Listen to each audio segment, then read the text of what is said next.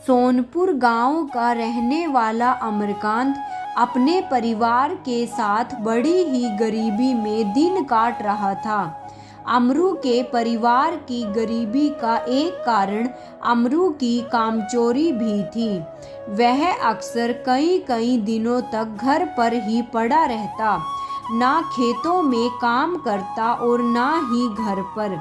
उसकी पत्नी और बच्चे अमरू के इस व्यवहार से बहुत ही दुखी थे। पत्नी के लाख समझाने पर भी अमरू पर उसकी बातों का कोई असर नहीं होता था। हालत यह थी कि अमरू और उसके परिवार को भरपेट खाना भी नसीब नहीं होता था।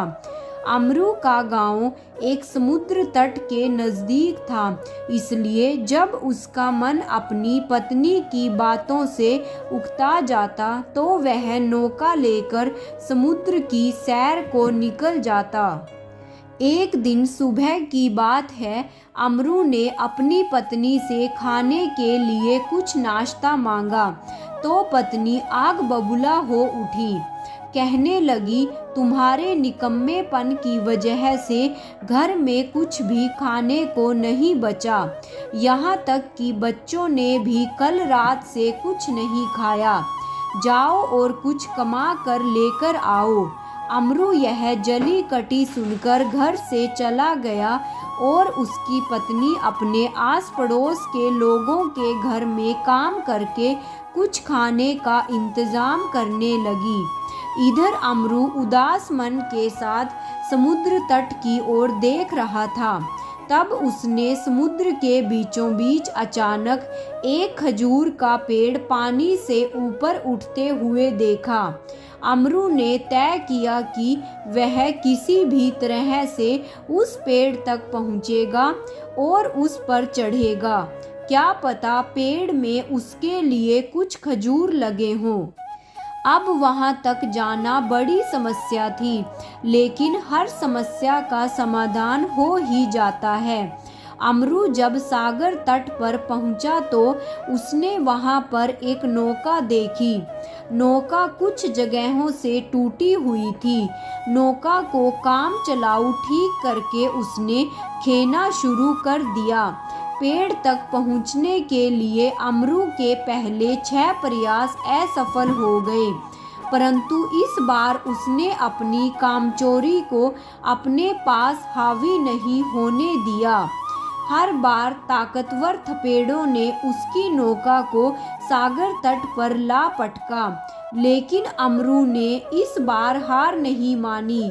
अपने 7वें प्रयास में वह पेड़ तक पहुंचने में कामयाब हो गया।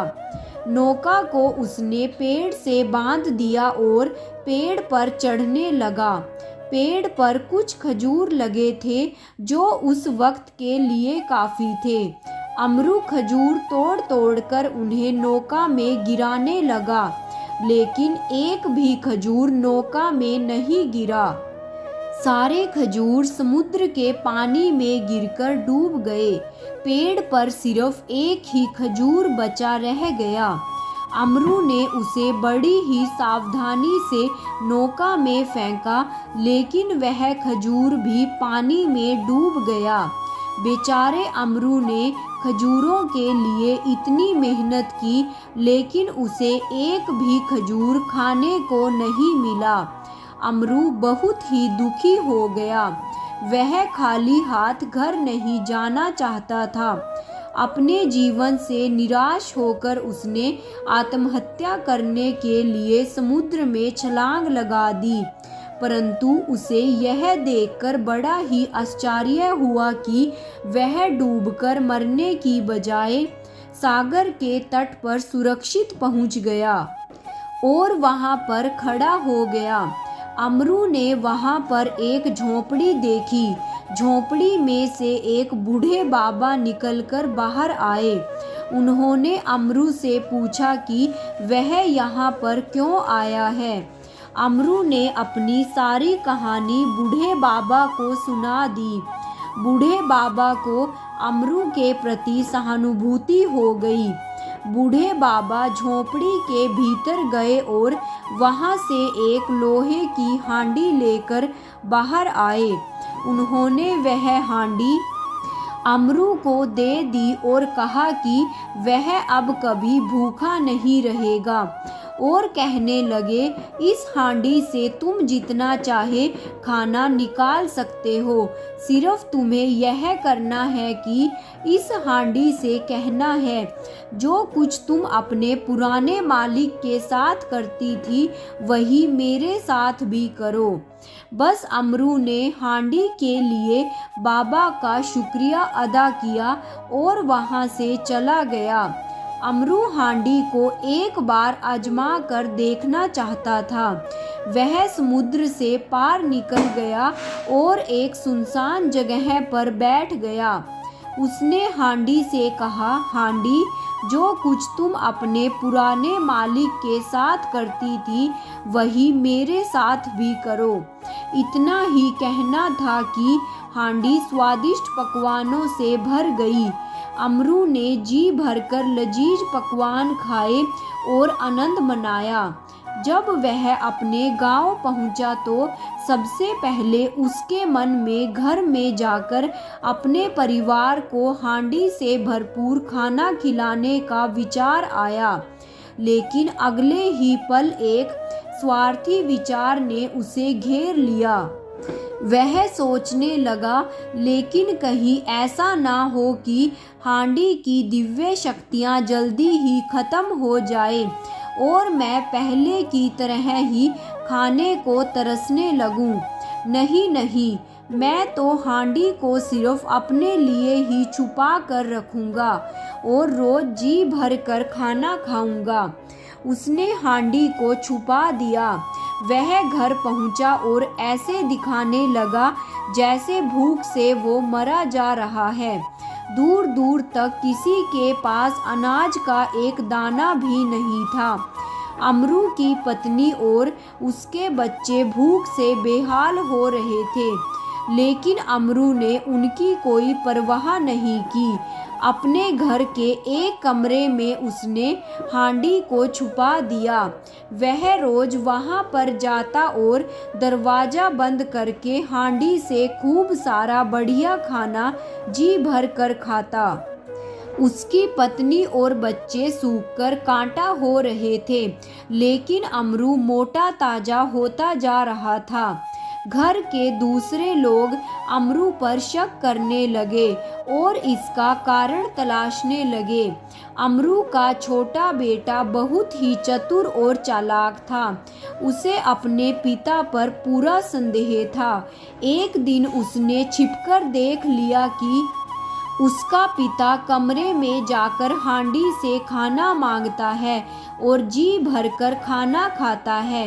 यह बात उसने अपनी माँ को बताई कि पिताजी कमरे में जाकर हांडी से खाना मांगते हैं और खाना खाने के बाद हांडी को वहीं छिपा देते हैं और बाहर निकलकर ऐसा नाटक करते हैं जैसे वह बहुत ही भूखे हों। अगले दिन जब अमरू किसी काम से गांव से दूर चला गया, तब उसने कमरे से हांडी को बाहर निकाला और अपनी माँ और भाई बहनों को खाने के लिए बुलाया। उन सब ने उस दिन बड़ा ही अच्छा खाना खाया। साथ ही साथ सब लोगों को अमरू पर बड़ा ही क्रोध आ रहा था। अमरू की पत्नी अपने आलसी पति को सबक सिखाना चाहती थी, इसलिए वह हांडी को लेकर गांव के एक मैदान में गई ताकि वहां पर सभी को बुलाकर खाना खिला सके, और उसने ऐसा किया भी। लेकिन हांडी ने कभी भी इतना खाना नहीं बनाया था, इसलिए वह बहुत ही गर्म हो गई और पिघल कर बह गई। हांडी अब नष्ट हो चुकी थी, अब कुछ नहीं हो सकता था। दूसरी तरफ अमरू को इस बात की खबर नहीं थी। भूख लगने पर जब वह अपने कमरे में आया, और हांडी को तलाश करने लगा। उसे हांडी वहां पर नहीं मिली।